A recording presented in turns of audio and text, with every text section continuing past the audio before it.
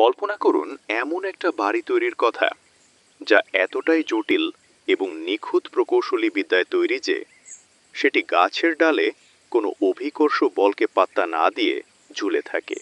কোনো হাত, আধুনিক যন্ত্রপাতি বা কোনো পূর্ব পরিকল্পনা ছাড়াই এটি রক্ষা করে একটি পুরো পরিবারকে এবং টিকে থাকে প্রচণ্ড বর্ষার মাঝেও।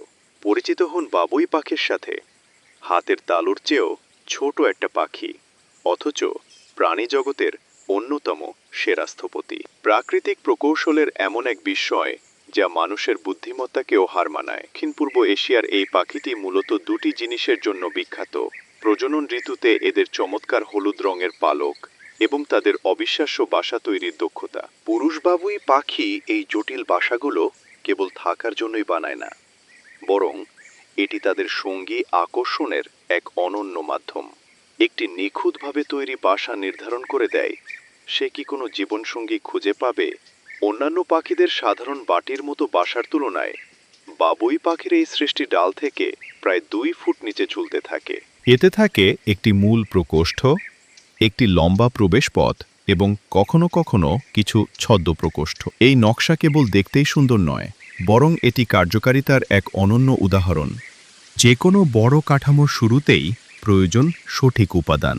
বাবুই পাখিরা খুবই নিখুঁতভাবে লম্বা ও নমনীয় ঘাস, তাল বা খেজুর পাতার তন্তু এবং বাঁধনের জন্য মাকড়সার জাল পর্যন্ত সংগ্রহ করে। এই উপাদানগুলো যেমন শক্ত তেমনি নমনীয়। অনেক সময় এরা নিজের লালা দিয়ে ঘাসগুলোকে ভিজিয়ে নেয় যাতে সেগুলো আরও নরম ও বাঁকানো সহজ হয়। এই কৌশলের কারণে বাঁধনগুলো আরও শক্ত ও টেকসই হয়। কেবল নিজের ঠোঁট আর পা ব্যবহার করে একটি পুরুষ বাবুই পাখি একটি বাসা সম্পূর্ণ করতে 500 বারেরও বেশি নিখুঁত বুনন শৈলী প্রদর্শন করে। শুরুতে এরা গাছের একটি দোডালা অংশে তন্তু দিয়ে শক্ত করে নোঙর ফেলে, তারপর অত্যন্ত সুনিপুণভাবে একটার পর একটা সুতো পেঁচিয়ে জালের মতো কাঠামো তৈরি করে।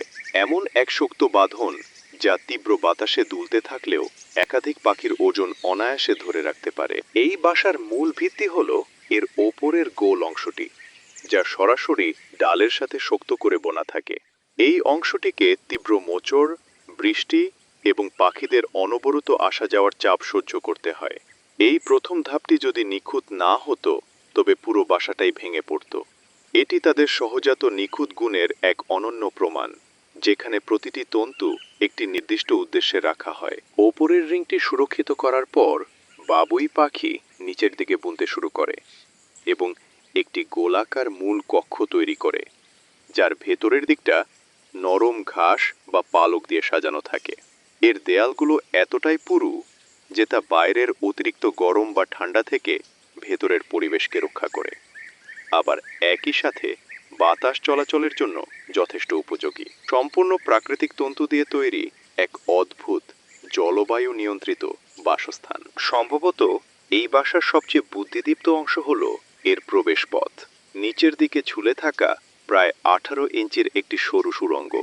এই নকশাটি সাপ বা কাকের মতো শিকারীদের বিভ্রান্ত ও দূরে রাখে।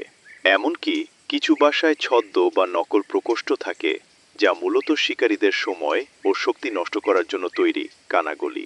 এটা যেন প্রকৃতির নিজস্ব এক নিরাপত্তা ব্যবস্থা, যা কোনো আবিষ্কার নয় বরং বিবর্তনের ফল। একটি ভালোভাবে তৈরি বাবুই পাখির বাসা পুরো প্রজনন ঋতু এবং কখনো কখনো তার চেয়েও বেশি সময় টিকে থাকে। ব্যবহারের পর অনেক বাসা পরিত্যক্ত হলেও কিছু বাসা মেরামত করা হয় কিংবা অন্য প্রজাতির পাখিরা তা ব্যবহার করে। এই স্থায়িত্ব পাখিটির দূরদর্শী প্রকৌশল জ্ঞানের কথা বলে। এরা শুধু আজকের জন্য বানায় না, বরং টিকিয়ে রাখার জন্য বানায়।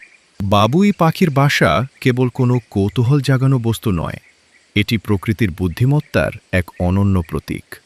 দ্রুত নগরায়ন এবং আবাসস্থল ধ্বংসের এই যুগে এই পাখিদের রক্ষা করার অর্থ হল বিবর্তনীয় নকশার এক জীবন্ত লাইব্রেরিকে বাঁচিয়ে রাখা।